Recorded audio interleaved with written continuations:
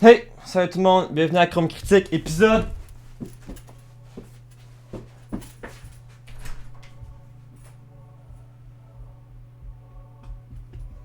4. Épisode 4. Bon, ok. Pour commencer des nouvelles, il n'y a pas grand chose qui s'est passé cette semaine. C'était une petite semaine lente.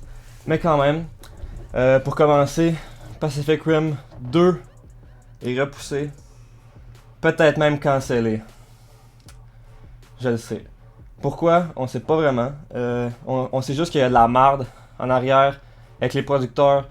Donc Universal et Legendary, c'est ça? Ouais, Universal et Legendary sont pognés. Del Toro dit que ça va être dans tellement longtemps. C'était supposé sortir en 2017, ok? Puis Del Toro dit que il y aura peut-être le temps, il y aura sûrement le temps de sortir un autre film avant Pacific Rim 2. Donc on espère que c'est Hellboy 3. Parce qu'Hellboy 2, chef-d'œuvre. Peut-être pas, mais j'aime beaucoup Hellboy. Ça va pas super bien pour Del Toro, hein. Parce que, bon, il y a comme une malédiction. Ces films font pas tant d'argent. Les Hellboy ont pas fait d'argent. Pacific Rim ont pas fait tant d'argent. Et puis ces projets sont cancellés. Comme, bon, cancellés comme Pacific Rim 2, que moi je pense qu'il est cancellé. Et puis même Silent Hills, que je voulais vraiment jouer. Parce que PT, j'ai rarement eu autant peur de ma vie. Chier soufflé. Ok. Ensuite, on a un reboot de Charlie's Angels qui va être réalisé par Elizabeth Banks. Ben, elle est en négociation pour la réalisation. Elizabeth Banks a réalisé Pitch Perfect 2 cette année, qui était super bien reçu. Et puis c'est tout un cast de femmes. Comme Charlie's Angels. Si vous connaissez pas Charlie's Angels, c'est un cast de femmes espionnes. Donc, ça veut dire qu'elle sait réaliser les femmes. C'est une bonne affaire pour Charlie's Angels. Charlie's Angels, moi j'ai écouté ça quand j'étais petit. J'aimais beaucoup Charlie's Angels quand j'étais petit. C'est ça, ok. Puis, ces temps-ci, il me semble, il y a beaucoup de films d'espions. Hein.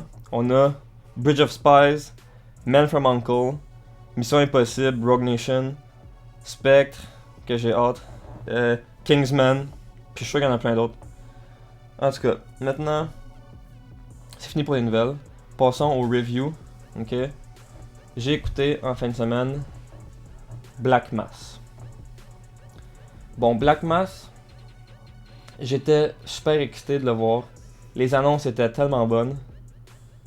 Donc, je suis rentré dans la salle en me disant, ça va peut-être être mon film préféré cette année, ok? Et puis, je vais vous dire, quelle déception que Black Mass a été. Ça me fait de la peine de le dire.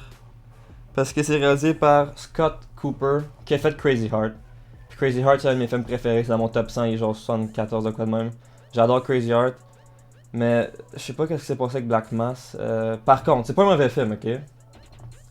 C'est un film de performance, les performances sont toutes super bonnes, il y a plein d'acteurs là. Johnny Depp, moi, c'est un acteur que j'aime pas, j'ai jamais aimé.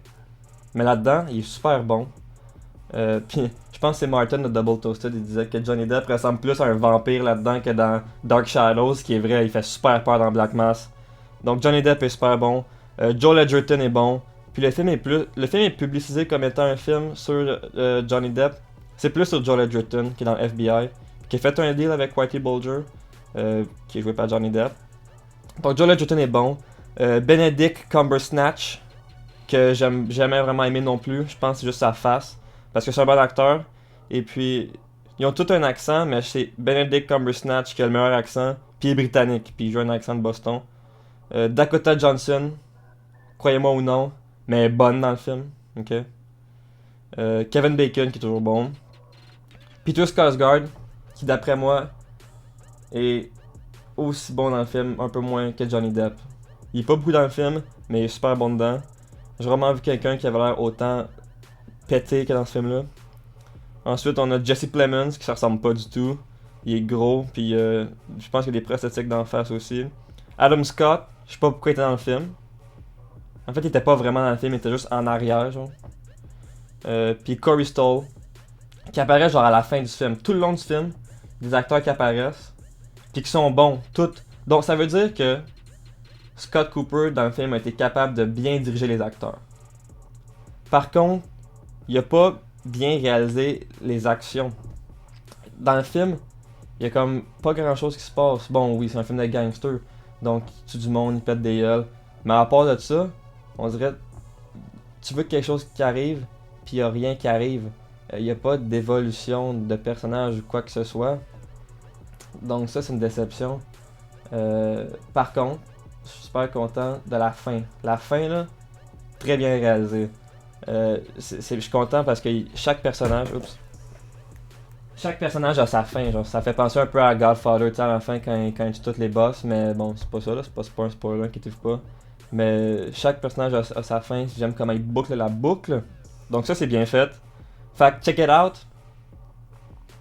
Écoutez, c'est pas un mauvais film, mais c'est pas un excellent film non plus.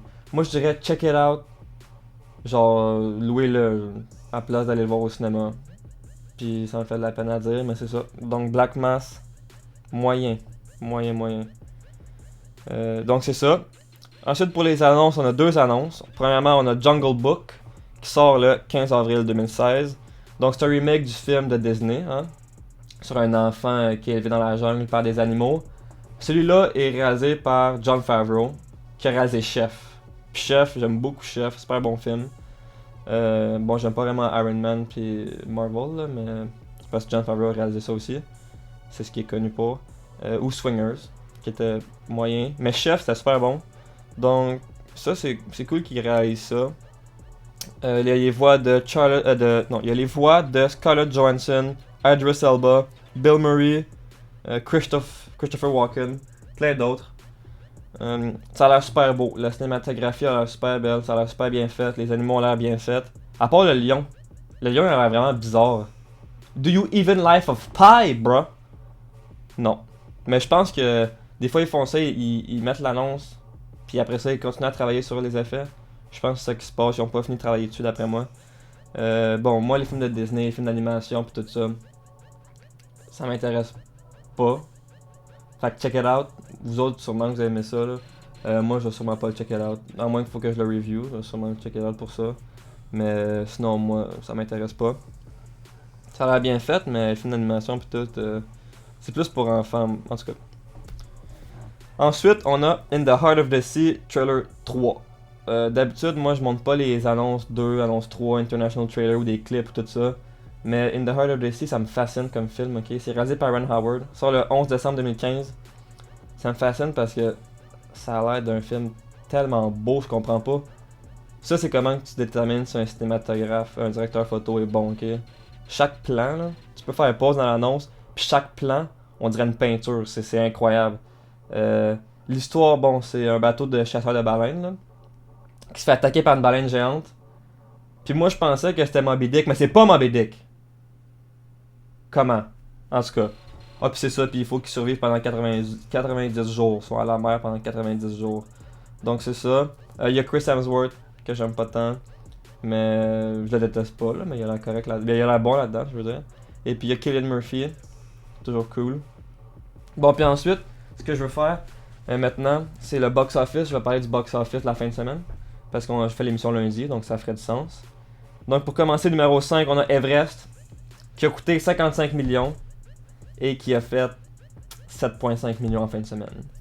Je pensais que ça allait faire plus, je sais pas ce qui s'est passé. C'est plate pour eux, mais bon.